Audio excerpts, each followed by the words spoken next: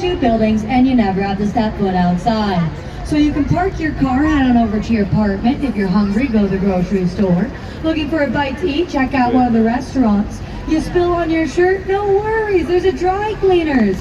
While you're waiting for your dry cleaning, you check out a movie. Movie tickets are pretty pricey these days. No worries, your office building's in here.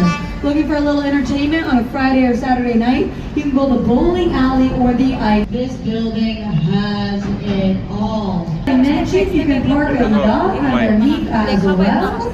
I like to say this building is ideal for a Chicago winter. The idea of not having to leave my apartment complex to get my groceries, well, that sounds pretty nice.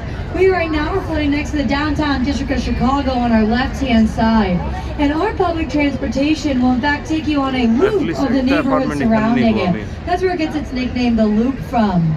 You've probably seen, and you've definitely heard, that our trains in fact are above ground. They're elevated. And that's where they get that nickname, the L, from. So you'll hear Chicago locals saying, hey, meet me at this L stop, meet me at that L stop.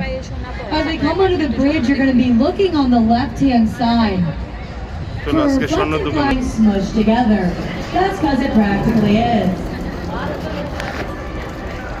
Constructed in 1927. 60 years later, they added on that smaller right annex in 1987. You're going to notice in stone, the deepened windows creates a sense of verticality, drawing your eye upward. You're going to notice repetitive patterns and decorative metals. That's all the style of the late 1920s, the roaring 20s, a time of upward mobility for the upper middle classes here in the United States. And they wanted a style of architecture that reflected the values of society at that time.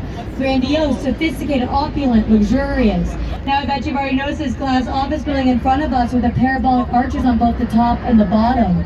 This building's been nicknamed to be called the Hot Pocket, right? Because it kind of looks like a giant Hot Pocket, or maybe McDonald's apple pie box. And perfect timing, a train 98. 100 years later, I was born to give this tour. Now this building up here, I want you to imagine it, the beginning of the 1900s, without any windows or any on the back there. That serves as a counterweight, and that's just how much weight you need to hold up that large steel frame. I want you to think of a teeter-totter or a seesaw. That counterweight pulls down and the steel frame goes up, and vice versa. The steel frame goes down and the counterweight goes up. This is how all the bridges here in Chicago are constructed. 1970s, the smelly, the industrial side, nobody wants to live over here, for $2.25 million. So today, people are paying the big bucks.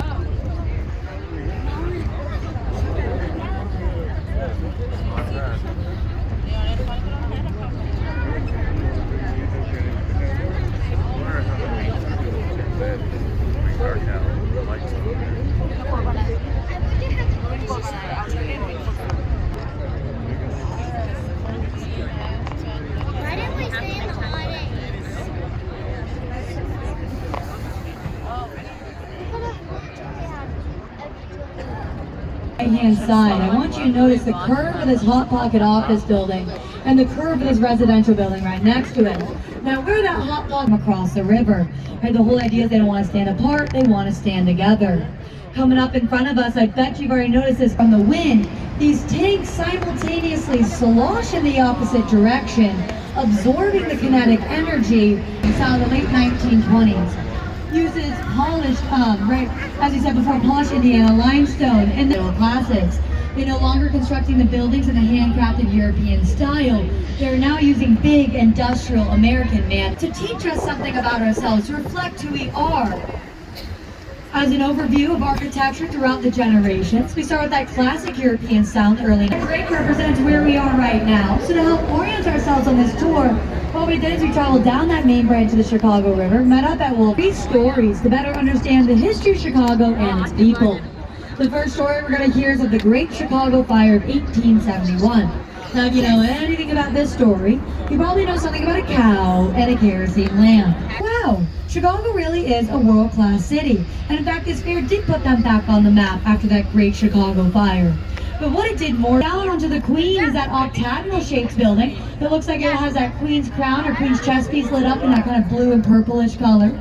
And coming over to the right is our princess, but she's shy, so she's hiding from